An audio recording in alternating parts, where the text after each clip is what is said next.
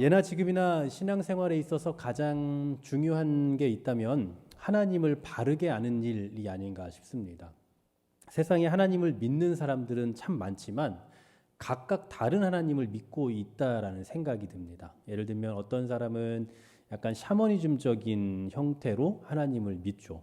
뭐 비나이다 비나이다 하는 식으로 하나님 앞에 많은 정성을 쏟아 부으면 그만큼 하나님께서 우리 정성을 보시고 들어주실 것이다라고 생각하면서 그렇게 정성을 쌓는 형태로 신앙생활을 하는 분들도 있고요. 또 어떤 분들은 뭐 소위 알라딘 램프처럼 하나님을 그렇게 뭐 복 주는 기계와 같은 그러한 형식으로 뭐 소위 말하는 기복신앙과 같은 그런 형태로 또 신앙생활 하는 분들도 있죠. 참 이상합니다. 기독교는 사실은 성경 하나를 가지고 믿잖아요. 성경을 토대로 믿고 성경을 토대로 신앙생활을 하는데 이상하게도 성경 하나를 가지고 정말 다양한 형태의 신앙의 이 모습들이 나온다라는 것 자체가 상당히 미스테리하지만 그게 현실이기도 합니다. 지금으로부터 약 2000년 전 이 초대교회 당시에도 그렇죠. 똑같은 구약 성경, 그러니까 구약 시대부터 전승되어 왔던 뭐 지금처럼 성경 형태는 아닐지라도 뭐 두루마기 형태로라도 이렇게 남겨져 있었고 또 똑같이 예수님의 인격을 경험했음에도 불구하고 각각 다른 형태로 하나님을 믿고 또 예수님을 알고 있었던 것 같아요.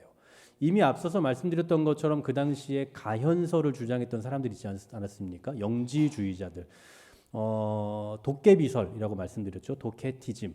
예수님은 신성만 있을 뿐 인성은 없다. 예수님이 도깨비처럼 우리에게 보여졌을 뿐이지 그분은 절대로 인간이 될 수 없다. 그 더러운 육신을 입을 수가 없다라고 말했던 사람들이 그 당시에 영지주의자들이고 그들이 주장했던 게 가현설이지 않습니까? 근데 이와 같은 교리들이 그 당시에 상당히 많은 사람들에게 영향을 미친 것뿐만 아니라 거의 정설로 이렇게 알려져 있었던 것 같아요. 바로 이런 상황들 속에서 거짓 선지자들, 거짓 교리를 반박하기 위해서 쓴 서신이 우리가 지금 살펴보고 있는 이 요한 일서죠. 그래서 요한은 그를 안다라는 것이 어떤 건지에 대해서 아주 분명하게 이야기를 해요. 그러니까 전에도 제가 말씀드렸지만 영지주의자들이 어떤 사람들입니까? 안다라고 스스로 얘기했다고 했잖아요. 자기가 아는 자들이라고. 그런데 그 알문 가짜고 실제로 예수 하나님을 안다라는 게 어떤 건가를 아주 깊이 있게 가르쳐 주려고 하는 사람이 요한이었고 또 그러한 내용을 담아서 쓴 편지가 지금 우리가 살펴보고 있는 요한 일서다라는 거죠. 그래서 이 요한 일서에서는 이 그를 아는 것이 뭔지, 그러니까 예수님을 안다라는 것이 어떤 건지를 아주 상세하게 밝혀주고 있는 겁니다. 오늘 본문 3절과 4절의 말씀을 보면 그를 안다라는 표현이 등장하고 있고요. 또 5절과 6절에 보면 그의 안에 산다라는 표현이 등장하거든요. 사실 이 두 가지는 같은 말입니다. 그를 안다와 그의 안에 산다라는 건 같은 거라고요. 우리가 여러분 하나님을 안다라는 표현과 하나님 안에 거한다라는 것은 똑같은 의미잖아요. 그러니까 우리가 하나님을 안다라는 건 결국 지식적인 알을 말하는 게 아닙니다. 그냥 지식적으로 뭐 이렇게 하나님이 어떤 분이다, 하나님의 속성이 어떻다라고 그냥 이렇게 뭐 1번, 2번, 3번 이렇게 아는 형태의 지식이 아니라 하나님과 함께 거하면서 함께 동행하면서 살아가는 그 삶이 바로 하나님을 아는 것이죠. 여러분은 어떻게 알고 계십니까? 하나님을 지식적으로 알고 계십니까? 아니면 하나님과 함께 살고 계십니까? 당연히 우리는 어떤 삶을 추구해야 되겠습니까? 하나님을 지식적으로 아는 것이 아니라 하나님과 함께 삶으로써 그 관계 속에서 하나님을 알아가야 되겠죠. 우리 신앙인과 하나님의 관계가 바로 이와 같아야 한다라는 거예요.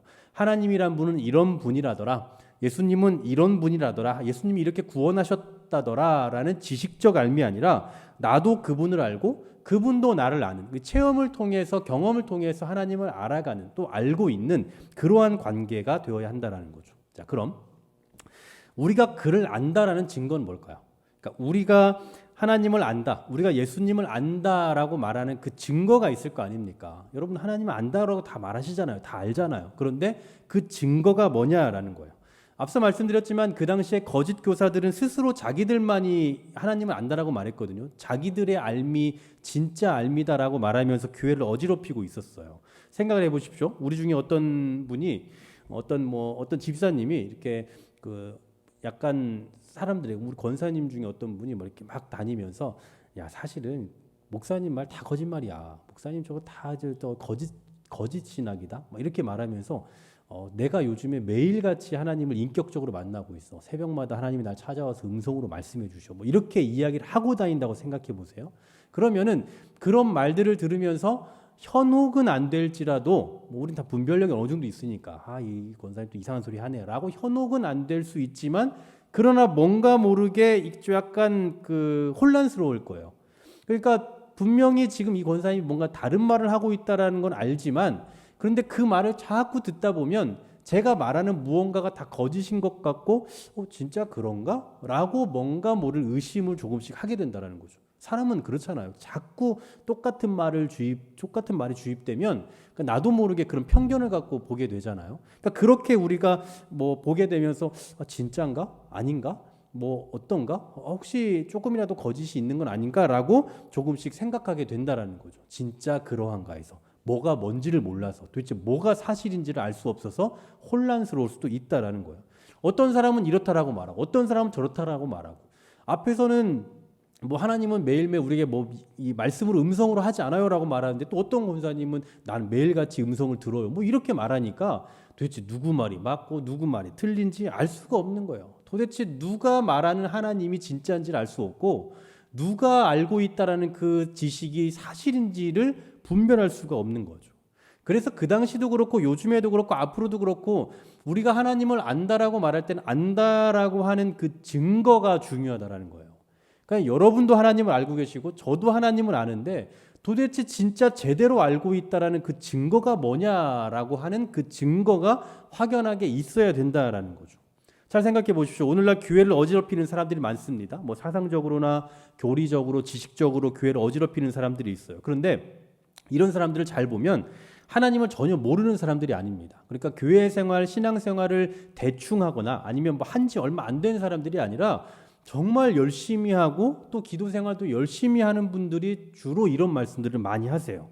그래서 우리가 사람들이 딱 볼 때에는 그냥 어떤 단편적인 모습만을 가지고 그 사람이 신앙이 좋을 거다라고 생각을 하죠. 예를 들면 뭐 성경을 많이 읽는 분, 뭐 하루에도 막 수십 장씩 읽는다라고 하는 그런 분들이 말씀하면 뭔가 하나님을 잘 아는 것 같고 그분이 사실인 것 같고 뭔가 늘 기도 생활을 열심히 하는 분이면 그분이 말하는 건 무조건 맞을 것 같고 이렇게 생각하는 경향이 있는데 그렇게 하면 안 된다라는 거예요. 어떤 단편적인 모습만을 가지고 이 사람이 믿음이 좋다, 이 사람이 말하는 신앙적인 내용은 다 사실일 것이다라고 생각하면 안 된다라는 거죠. 그러므로 우리 사람과의 관계 속에서 믿음이 좋다라고 하는 그런 증거 말고 하나님과의 관계 속에서 그분을 안다라고 할 수 있을 만한 그 분명한 증거가 있어야 될 건데 그 증거가 뭐냐? 요한은 이렇게 말씀하고 있죠. 3절, 4절 보십시오. 3절, 4절 같이 한번 읽어볼까요? 시작. 우리가 그의 계명을 지키면 이로써 우리가 그를 아는 줄로 알 것이요 그를 아노라 하고 그의 계명을 지키지 아니하는 자는 거짓말하는 자요 진리가 그 속에 있지 아니하되. 아멘. 너무 분명하죠. 자, 뭐가 하나님을 아는 증거라고요? 그의 계명을 아는 자가 아니라 지키는 자라고요. 지키는 자. 여러분, 저와 여러분 다 알잖아요. 아는 것까지는 다 됐어요. 근데 이제 여기서 정말 지키느냐 안 지키느냐에 따라서 이제 정말 하나님을 아는지 살짝 거짓인지가 이제 판명이 나는 거죠. 말씀에 순종하며 살아가는 사람이 진정 하나님을 아는 사람이다. 이 얘기를 하고 있는 거죠. 자, 5절도 마찬가지입니다. 5절 제가 읽어드릴게요. 누구든지 그의 말씀을 지키는 자는 하나님의 사랑이 참으로 그 속에서 온전하게 되었나니 이로써 우리가 그의 안에 있는 줄을 아노라. 아멘. 우리가 그의 안에 있는 줄을 아는 것은 결국 뭐라고요? 그의 말씀을 지키는 자.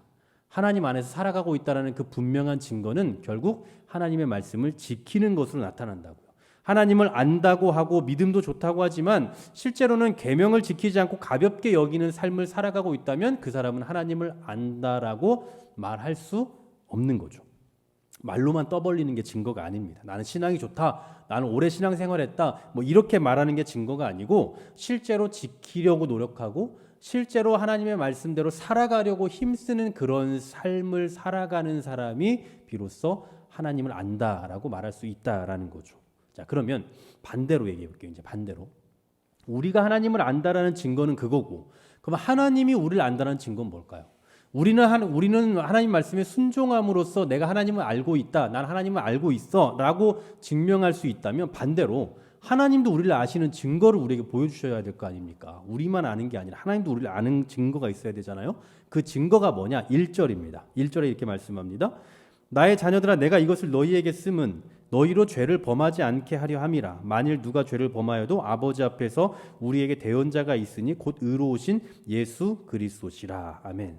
자, 이 말씀은 우리가 앞서 지난주에 생각해봤던 1장 9절 10절의 말씀과 연결되는 말씀이거든요. 지난번에 우리 9절 말씀 보셨잖아요. 성경을 한번 보시면 우리 죄를 자백하면 우리 죄를 사하시며 모든 불의에서 깨끗하게 하실 것이라고 말씀했죠. 여러분 우리가 죄를 안 지을 수는 없잖아요. 오늘 죄 안 지으셨습니까? 한 번도? 그렇다라고 말하면 죄 지으신 거예요 지금. 네, 그렇다고 말하는 순간 우리는 다 죄를 짓고 또 어쩔 수 없이 죄를 짓는데 죄를 짓지 말라라고 말씀하고 또 죄를 지으면 안 되겠지만 그게 사실 어렵단 말이에요. 그런데 어쩔 수 없는 죄를 짓는다 할지라도 그러면 어쩔 수 없으니까 뭐 어떻게 합니까? 이렇게 따지는 게 아니라 그러니 오늘도 하나님 앞에 회개하는 심정으로 나아가는 거죠. 회개가 필요하다라는 게 지금 방금 읽었던 1장 9절의 말씀이잖아요. 그러면은 그 하나님 앞에서 우리가 회개를 하면 어떤 결과가 있느냐 거기에 대해서 말씀하고 있는 게 방금 읽은 1절의 말씀이에요. 바로 우리에게 뭐가 있다고 말씀합니까? 대언자가 있다고 하죠. 대언자가 누굽니까? 바로 예수 그리스도예요. 자, 여기서 대언자라는 말이 법정 용어입니다. 법정 용어. 그러니까 법정에서나 쓸 수 있는 말인데 뭘 의미하냐면 변호사를 의미해요. 변호사. 여러분 변호사가 어떤 존재입니까? 법을 가지고 법을 근거로 대변해 주는 사람이잖아요. 이 사람이 왜 죄가 없는지에 대해서 법을 근거로 해서 증명을 해내는 사람이 바로 이 변호사죠. 저는 아직까지 변호사를 쓸 일이 없어서 직접 써본 적은 없습니다만 뭐 주변에서 많이 쓴 사람들의 이야기를 들어봤으니까 알겠지만 분명히 누가 봐도 잘못이 없어요. 그냥 솔직히만 이야기하면 그냥 무죄가 될 것 같은데 변호사가 없으면 이기질 못하더라고요.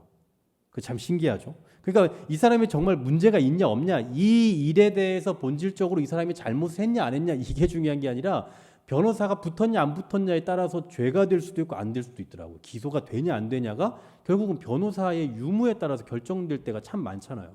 우리 교통사고도 그렇지 않습니까? 그냥 가만히 있는데 누가 와서 받았어요. 그럼 누가 봐도 그냥 난 잘못이 없어요. 100% 상대방의 잘못인 줄 알았는데 갑자기 보험사가 끼더니 어떻게 하다 보니까 뭐 5대5가 되고 말도 안 되게 내가 더 과실이 커지고 이런 일들이 발생하는 거잖아요. 그러니까 변호사라는 게 사실 그래서 중요한 거예요. 죄를 지었을 때 있으면 좋고 없어도 없으면 뭐 조금 안 좋은 이런 게 아니라 반드시 있어야 되는 존재가 변호사라고요. 바로 우리가 죄를 지었을 때 하나님 앞에 죄를 지었을 때 대언자가 계시니 그분은 예수 그리스도다. 변호사가 계신 예수 그리스도라라는 이 말은 무슨 얘기입니까? 우리가 죄를 지었을 때 예수님이 우리를 모른 척하고 가시는 것이 아니라 우리 앞에서 변호해 주신다고요. 하나님 앞에 가서 우리의 죄에 대해서 변호해 주신다라는 거죠. 이게 바로 주님이 우리를 알고 계시다라는 증거다라는 거예요. 우리 편이 되어서 내 편에서 나를 증언해 주시고 내가 죄가 없음을 대변해 주시는 분이라면 그렇다면 우리를 모르고 그럴 수 있는 게 아니잖아요. 우리를 너무나 잘 알기 때문에 변호해 줄 수 있는 거 아니겠습니까? 그러니까 예수님이 우리의 변호사다라는 사실보다 우리 편에 계시다라는 것을 증명해낼 수 있는 건 또 없을 거예요. 그러니까 예수님이 우리를 알고 있다. 우리의 변호사다. 이거보다 더 확실한 증거는 없다라는 겁니다. 그러므로 예수님을 변호사로 두고 살아가는 이런 은혜를 누리고 살아가는 우리는 마땅히 주님의 말씀대로 순종하면서 주님을 알고 있다라는 그 증거를 삶으로 나타내는 그런 분명한 증인으로서의 삶이 필요한 거겠죠. 그런데요, 이처럼 하나님 안에서 교제를 누리며 기쁨을 갖고 살아가는 성도의 삶에 걸림돌 하나가 존재를 합니다. 자, 지금까지 참 따뜻하잖아요. 우리가 하나님 말씀에 순종하며 살고 또 예수님은 우리의 변호사가 되어서 이렇게 증언해 주신다. 이제 이 관계가 증명이 됐어요. 근데 이 관계에 있어서 한 가지 걸림돌이 존재를 하네요. 이 걸림돌에 대해서 7절부터 11절까지 해서 말씀을 하고 있는데 먼저 7절, 8절에 보시면 옛 계명과 새 계명에 대해서 말씀을 합니다. 자, 한번 보십시오. 성경을 보세요.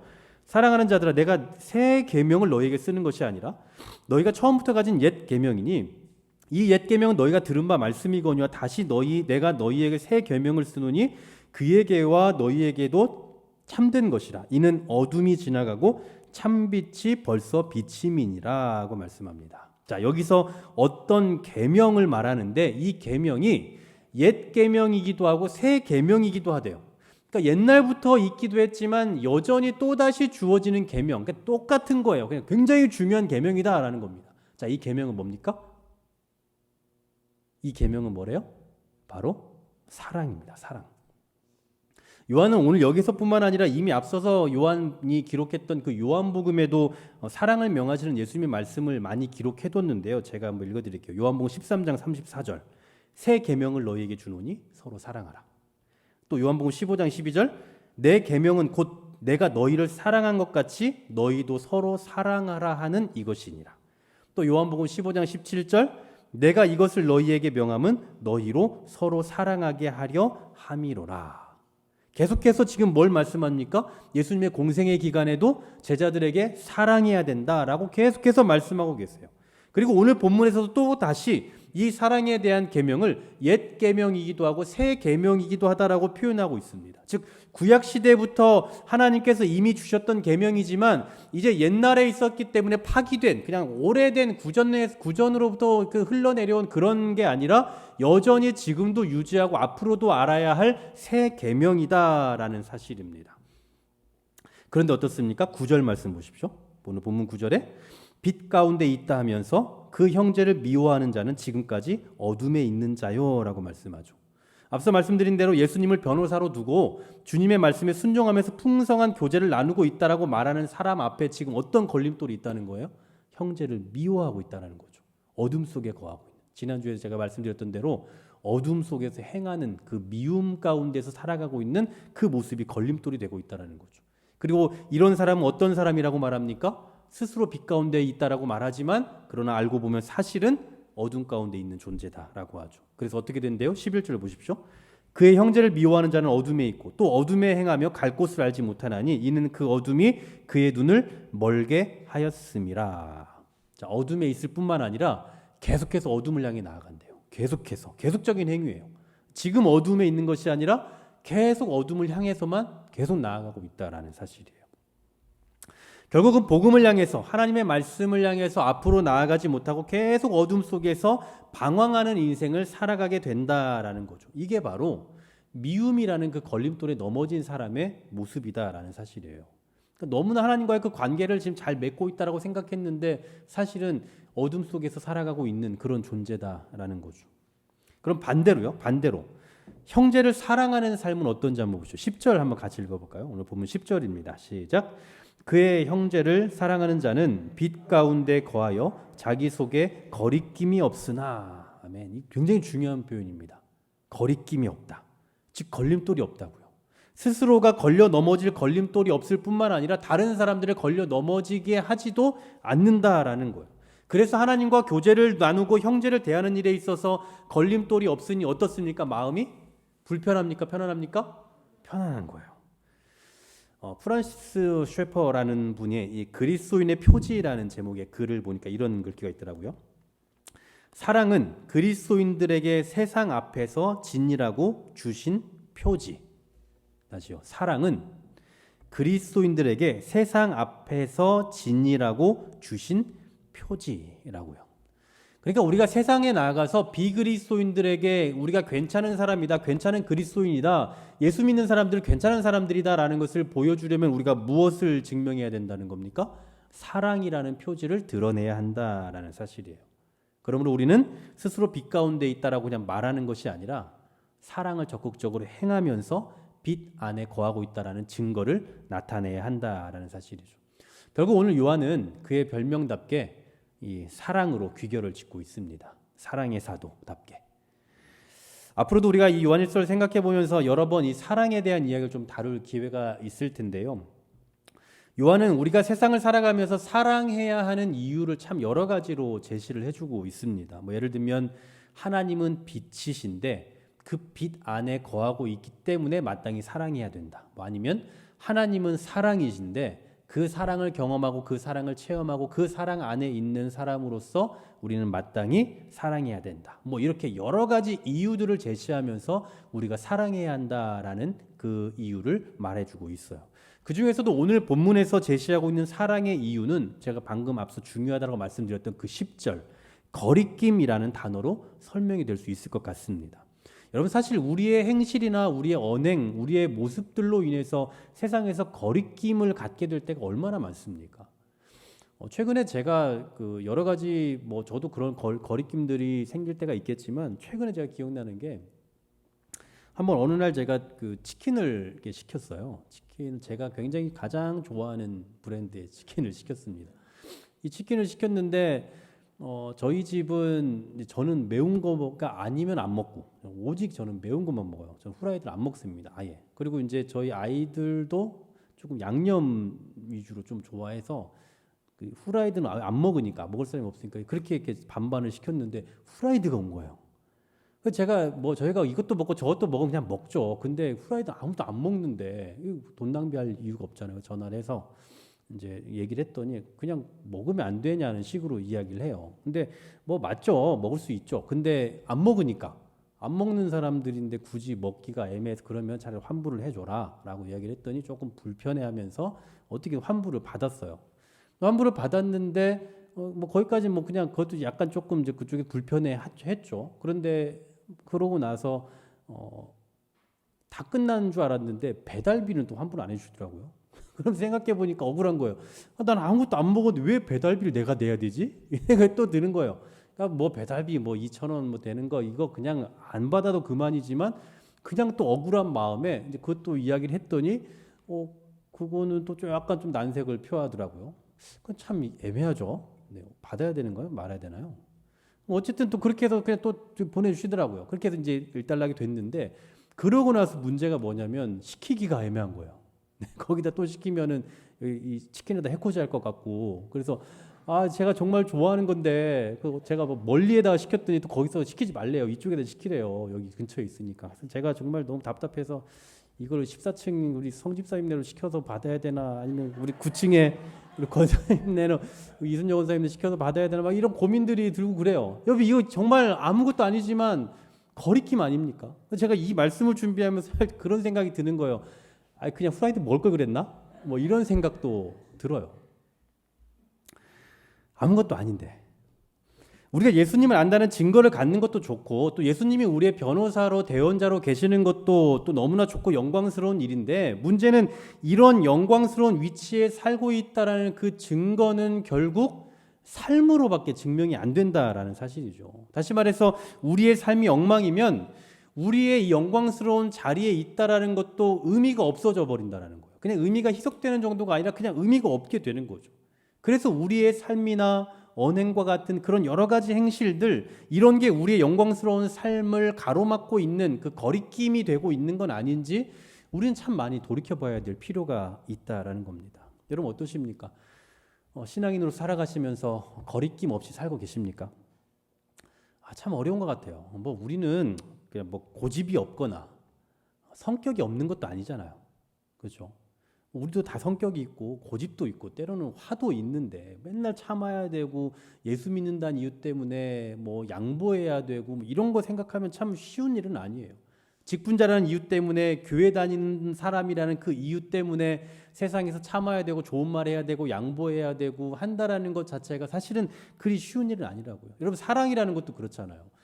뭐 기질상 아니면 성격상 이 사랑이 많은 분도 있지만 그 반대도 분명히 있거든요. 그러니까 사랑이라는 게 기질상 어려운 분들이 있어요. 요즘에는 그 사람을 기질로 평가를 합니다. 요즘 MBTI로 평가를 해요. 그래서 이 MBTI를 봐서 이 사람은 뭐 이거 이쪽 저쪽 이렇게 구분을 짓고 있어요. 제가 예전에 그 교회 사역할 때에는 그 디스크라는 게 또 있거든요. 이제 사람 기질 평가인데 그것으로 사람을 이렇게 그 선발 조건으로까지 그러니까 암묵적으로 교회 내부에 내부적으로 그렇게 한 적도 있었어요. 그러니까 교회에 어울리는 사람, 교회에 어울리는 사역자를 뽑는 데 있어서 그 기질을 굉장히 중시한다라는 거죠. 그 기질은 변하지 않는다라는 거거든요. 그러니까 또 교회에도 필요한 기질들이 있잖아요. 그러니까 뭐 각각의 이제 은사들이 워낙 다양하다 보니 좀 반드시 필요한 기질들이 있고 그 기질이 어떤 그 우리가 기질 검사를 통해서 분명하게 또렷이 나타나는 부분들이 있기 때문에 그것을 가지고 이제 그 요소에 적재적소에 넣으려고 하는 그런 식으로 요즘에는 사람을 이렇게 평가하기도 한단 말이죠. 그러니까 그런 것으로 놓고 보면 선천적이라고까지 말하기는 좀 뭐하지만 그냥 기질적으로 그게 참 어려운 사람들이 있어요. 사랑하는 게 어려운 사람들이 있고 또 정말 그 기질상 사랑이 많은 분이 있고 기질적으로 굉장히 이성적인 사람이 있는가 하면 또 기질적으로 굉장히 감성적인 분도 있고 그러니까 감성적인 분들에게 사랑하라라고 말하는 건 사실 그리 어려운 일이 아니에요.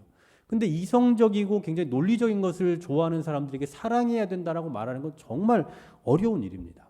그러니까 사실 정말 어려운 일이에요. 제가 이런 말을 하면서도 제 안에 항상 늘 불편함이 있고 쉽지 않은 건데 요한일서를 다루다 보면 굉장히 어려운 이야기이기도 하고 또 우리에게 누군가에게는 저와 같은 불편함이 있을 수도 있겠다라는 생각은 듭니다만 이해가 돼요. 충분히 이해가 되고 어렵지만 그런데 어쩌겠습니까? 어렵기도 하고 억울하기도 하지만 어쩌겠냐고요. 사랑이 없으면 거리낌이 있다는데 사랑이 없으면 어둠에 있는 자가 된다라고 말하는데 사랑이 없으면 어둠에 눈이 멀게 한다라고까지 말씀하고 있는데 언제까지 우리가 기질을 이유로 되고 언제까지 우리의 성격, 선천적인 성격을 이유로 될 수 있겠냐라는 사실입니다.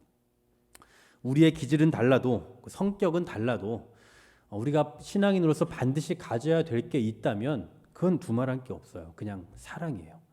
저는 이해가 됩니다만 너무 어려운 때로는 우리에게 어려운 이야기일 수도 있으나 누군가에게는 굉장히 어려운 이야기일 수도 있으나 그러나 모든 신앙인들에게 반드시 필요한 기질, 반드시 필요한 요소가 있다면 그건 두말할 것 없이 사랑이고 그렇다면 우리의 기질이 어떻든 그것을 내려놓고 이 사랑을 추구하는 삶을 살고 사랑을 갖기 위해서 정말 애써야 된다라는 사실이에요.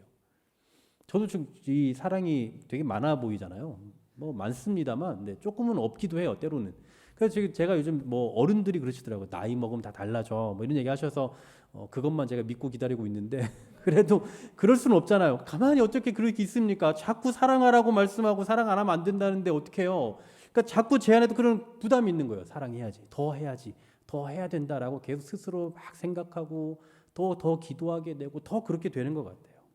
여러분 우리 기질은 달라도 또 우리가 기질이 허락하지 않더라도 어쩔 수 없습니다. 우리 신앙인들에게는 거리낌이 없으려면 반드시 사랑을 소유해야 되고 사랑을 갖기 위해서 힘써야 된다라는 사실이에요. 그래서 우리는 이 사랑을 달라고 정말 좀 구체적으로 적극적으로 더 많이 기도했으면 좋겠어요. 그리고 우리 교회가 정말 사랑이 많은 교회라는 그 우리 교회만의 그 특징이 좀 나타날 수 있으면 좋겠다라는 생각, 그런 욕심까지 저는 좀 부려보게 되더라고요. 최근에 우리 교회에 이렇게 방문하시는 분들이 그래도 많이 계셔서 그 방문하신 분들을 제가 이야기 피드백을 좀 다 들어보면 너무 감사하게도 정말 제 앞이라서 그런 얘기를 하시는지 모르겠지만 되게 긍정적이에요. 와, 정말 은혜롭다. 정말 오랜만에 교회 와서 눈물을 흘려봤다. 분위기가 너무 좋다. 이런 얘기들을 하세요. 그러니까 우리 교회에 대한 그 인상이 어쨌든 되게 좋다라는 거잖아요. 다들 막 좋고 따뜻하고 분위기 좋고 또 은혜롭고 이렇게 다 긍정적으로 평가를 하고 계시는데 좀 이제 그런 여러 가지 평가들도 참 감사한데 이제 더 나아가서 정말 조금 이제 우리 교회 조금 더 깊이 들어와서 더 많이 경험해 가면서 처음에 봤을 때는 좀 다르더라. 이제 이런 평가가 나오면 절대 안 되고 보면 볼수록 있으면 있을수록 진짜 사랑이 있더라. 이런 평가까지 좀 들으면 어떨까. 오늘 이 말씀을 제가 이 결론을 맺으면서 그런 생각, 욕심이 들더라고요. 우리 교회가 가진 그 어떤 특성, 특징. 한길교회는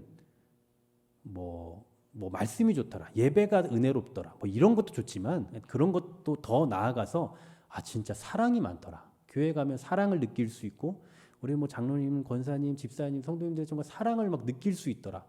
목사님들부터 정말 사랑이 많고 눈에서 사랑이 뚝뚝 떨어지더라. 이런 식의 평가를 받는다면 좀 그렇다면 오늘 요한일서에서 말씀하고 있는 어떤 이 사랑이 우리 삶의 어떤 신앙인으로서의 증거가 된다라고 말씀하는 이 부분에 있어서 우리는 가장 교회로서의 이 본연의 모습, 좋은 모습을 갖추고 있는 증거가 아닐까라는 생각이 들기도 했습니다.